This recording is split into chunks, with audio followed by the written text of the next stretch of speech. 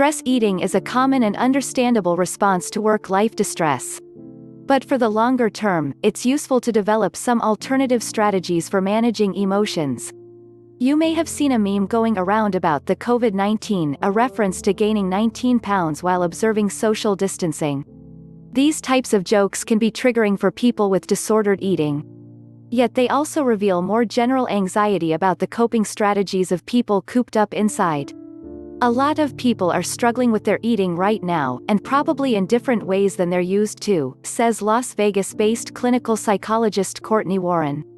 There is certainly a great deal of research to suggest that when people are in a crisis situation, when they are highly stressed, one of the first things that will change is their eating behavior.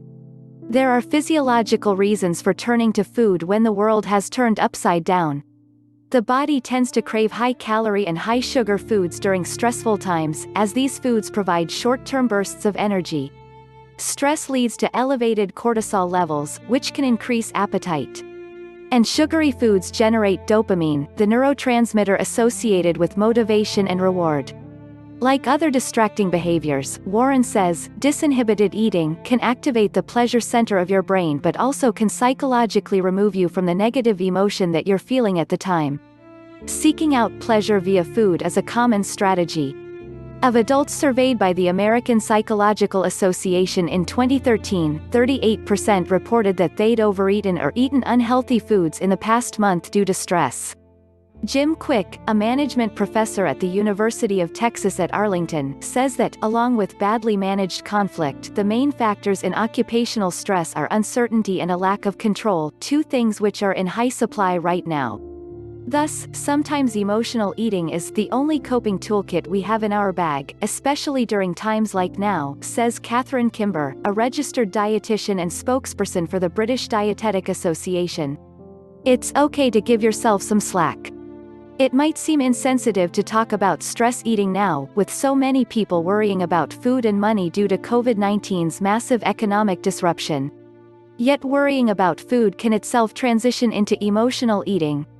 Kimber explains that restriction, whether it be a physical restriction, not physically being able to access food, or an emotional restriction, perceiving foods as bad, can have a backlash effect and increase disordered eating behaviors. This sense of restriction, if people are experiencing it, will now be interacting with other unique stressors linked to social isolation and sheltering in place. One of these stressors is the loss of routine for the many people whose work and social lives have been overhauled. For instance, an office worker whose weekday is partly structured around a cold meal before commuting, a purchased meal midway through the workday and a hot meal after returning home has lost that familiar way of ordering the day. Having to expend more mental energy on each of these decisions, from the timing to the possible shortages, can lead to higher anxiety. Another stressor at the moment is increased boredom, which is linked with emotional eating.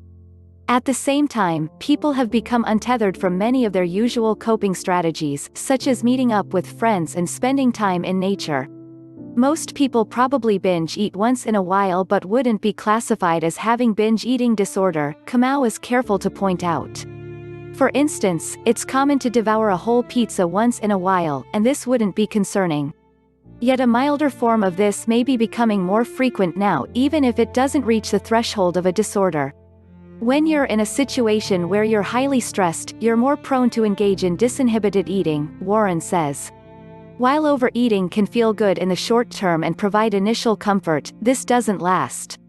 That first flush of feeling good is often followed by guilt, which increases distress. So how can we maintain a healthy relationship with food at a time when there are limited avenues for fun and higher levels of stress? The U.S. Substance Abuse and Mental Health Services Administration has a fact sheet on coping with stress during infectious disease outbreaks. Though it was published in 2014, and specifically mentions Ebola, many of the recommendations remain relevant for COVID-19. A key suggestion is finding social connection. In my WhatsApp group of fellow vegans, we've been sharing photos of our Corona cupboards, and some of our meals. It's a way to practice photography and exchange practical tips, but also to continue connecting by means of food, the very thing that brought us together in the first place. It's a means of making food a more social experience, especially for those of us who live alone or live with non-vegans. Kimber also suggests continuing to celebrate milestones like birthdays with food. This could involve, for example, sharing photos of cake for people who can't connect in person, cooking the same favorite meal from different corners of the world, or gifting restaurant vouchers to be used in a post-coronavirus world. On a daily basis, Kamau emphasizes the importance of structure as a way of boosting well-being. It is important for people to carry on with having a routine, to try to wake up at set times and go to sleep at certain times, she says. People shouldn't be tempted to sort of have a chaotic lifestyle because of the freedom that working from home comes with. Routines should incorporate sleep, exercise, socializing, meditation, prayer, therapy for people who practice them, and of course food.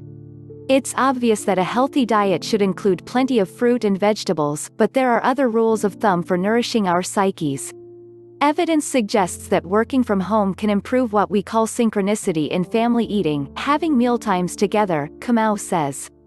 Having 3 family meals a day is associated with fewer symptoms of depression, part of a chain effect between disrupted routines and depression. And as a low-fat diet can be associated with a risk of depression, adding in healthy fats may be helpful. This may not be feasible for everyone, including people temporarily separated from their families and those experiencing financial distress. Kimber acknowledges the huge amount of class privilege that comes with being able to follow specific dietary advice, and even more so during these uncertain times. Some people can't even eat consistently, because they can't afford it. More generally, Warren advises people to lean into their emotions rather than stuffing them down by means of food. Of the COVID-19 world, she says, this is a crisis situation that is unlikely to end soon. We've got to develop some longer-term coping strategies for dealing with it. One tool could be worry time, where you take up to 30 minutes to bring up all the negative emotions you can about the topic that's worrying you. You allow yourself this period to feel your emotions as intensely as you can, screaming, writing in a diary, calling a friend or doing whatever else is necessary.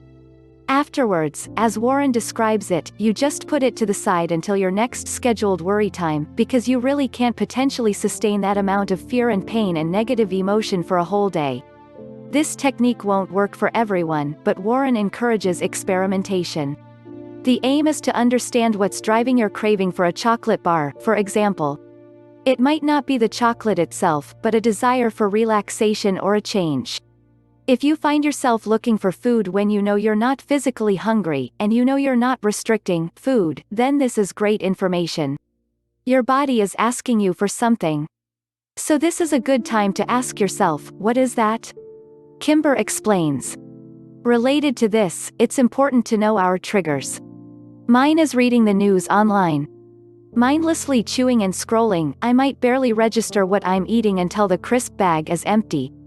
So for people like me, eating a satisfying meal before clicking over to a news site, or simply checking the news less often, might be helpful.